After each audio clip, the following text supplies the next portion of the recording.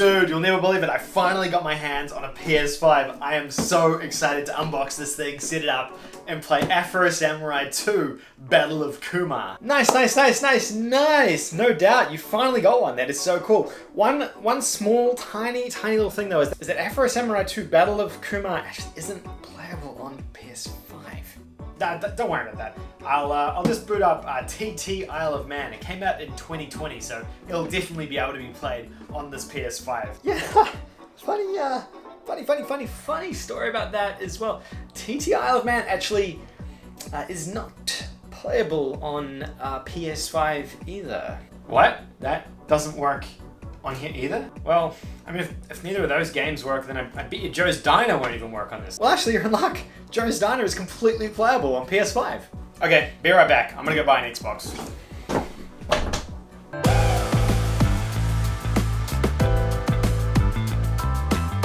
Games unplayable on the PlayStation 5. As you might be aware, in 2020, Sony released a list of games that they just couldn't be played on the PlayStation 5. These were all the incompatible games. This has kind of changed quite a lot since then, with updates coming to different games, and recently, Joe's Diner, which is one of the weirdest games that was unplayable, just this budget first-person horror game, got a patch so it was playable on the PlayStation 5, which kind of shocked me. And I thought, you know what, let's revisit this list and have a look at all the games that are not compatible with PS5 and break down what they are and if you should care and why. If you're a new viewer of the channel, please consider hitting that subscribe button down below.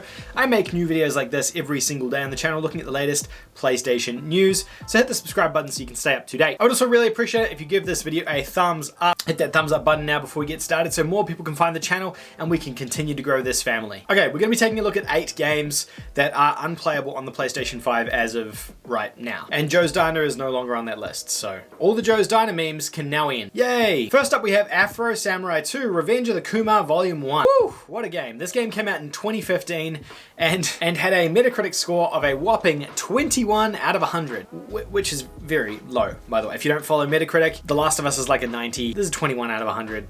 It's not very good. This is a beat 'em up style game based on the Afro Samurai anime, which is actually very good anime and like one of the only Western animes that's really decent. The game itself though is just a mess and didn't play very well, wasn't very fun, didn't review very well, didn't sell very well, and as a result I don't believe they ever went on to make a second episode of this. I think it was supposed to be an episodic game that just never saw another version. This game itself isn't available on the PlayStation 5. It won't work on the PlayStation 5. We actually don't know why it won't work on the PS5. Honestly, I don't think anyone's missing out on much with this game not being playable on PS5, so we can leave this one to die on the PS4. Next up we have a PlayStation VR game called DWVR. DWVR. This is a first-person Unreal Tournament style shooter game. Came out in 2017 and there's nothing really much to say about this except for it's a wave-based shooter. I did play this when it launched and I didn't mind it back in 2017 when I was playing a bunch of wave shooters on PSVR because that was kind of what it was really good for back then. I think VR's come a pretty long way since 2017 in terms of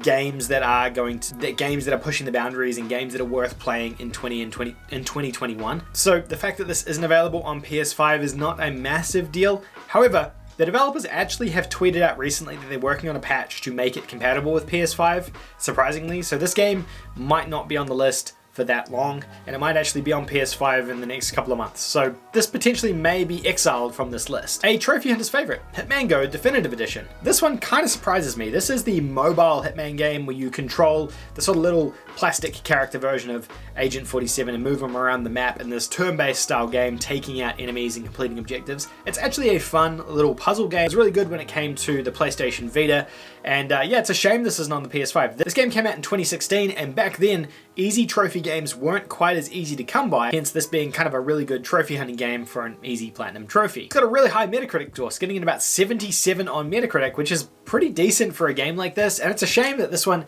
isn't compatible with the PlayStation 5. I wouldn't be shocked if this one gets patched and published as well, although Square Enix kind of went through a weird thing with the Hitman rights, so who knows what's happening with this game anymore. Just Deal With It came out in 2018. This is a PlayLink title. Remember when that was a thing where you could play games on your mobile phone? There's not much to say with it except it's a card game that you can play with PlayLink with your friends and buddies. It's about a 46 on Metacritic, so it didn't score particularly well, not a very well received game at all. It's kind of surprised that any of the PlayLink games work on the next gen consoles, to be honest, so it's not really much of a shock about this one. honestly, I don't think this is a big deal either. I don't think this is a game that many people are missing. I'd be shocked if there was anyone in the comment section who's saying, hey, but I play Just deal with it every night with my friends. I'm sure someone's gonna say that now that I've brought that up. Robinson the Journey. This is the dinosaur VR game. This was actually a PlayStation VR launch game. It came out in 2016. Review didn't do too well. It was reviewed at about a 64 on Metacritic, so not so great. First person dinosaur action adventure game. This game actually had a ton of promise and didn't really deliver on most of it. It kind of got almost to the heights of what it should have been and then kind of dropped the ball at the last minute. It was a little bit disappointing to say the least. The game itself is pretty decent. It's not the best VR game. It's not on my top VR list, but if you own a PlayStation VR and you're looking for something to play, this isn't so bad. I am kind of surprised this isn't coming to PS5 because it's published by Sony but developed by Crytek, which kind of surprises me that they didn't patch it, but it could be just something with CryEngine and a compatibility thing coming across to PS5 that makes it not work. Although Hunt Showdown works, so I have no idea. Shadwen, which is a game that came out in 2016. This is sort of an action RPG style game. It's a little bit rough as well, at about a 51 on Metacritic. Surprisingly, this game is actually developed by the same guys who worked on Trine, which really did shock me when I found this out. The game is just rough in every single way. Despite being a third-person action-adventure game, it just doesn't handle any of its mechanics particularly well.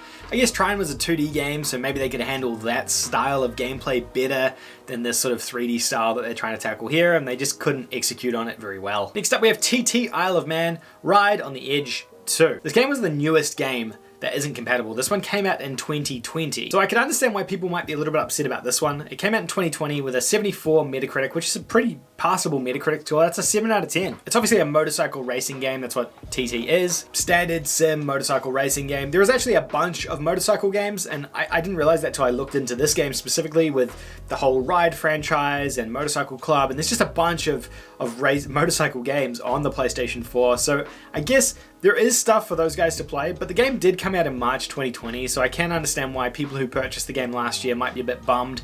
They bought the game, got a PS5, and then couldn't play it. So I think this one is probably the biggest disappointment just because it's so new, and I really don't understand why it's not compatible. Again, it's the same situation with all of these games. Why don't these work on PS5? What is it that is so intensive about these games that they'll work on the PS4 but not the PS5? Next up we have We Sing. This game came out in 2016 as well. It's basically a SingStar style game, but it's not SingStar. I don't know if these games even still have relevance. Back on the PS2, SingStar was all the rage, but on the PS4 it didn't seem to take the world by storm, and I don't think We Sing did either. This one here, I don't think you're missing out on much, and realistically, if these franchises are popular enough, Sony will bring back SingStar for the PS5 anyway, and you'll be able to play it on there, so you're not missing out on too much here either, I would say. And that's all of the games that are unplayable on the PlayStation 5. Out of the entire catalog of PS4 games, that's it. It's 8 games, which is not much. It's pretty impressive, to say the least, that Sony could get pretty much everything working on the PS5. It means they don't have 100% backwards compatibility, but they're pretty damn close, right?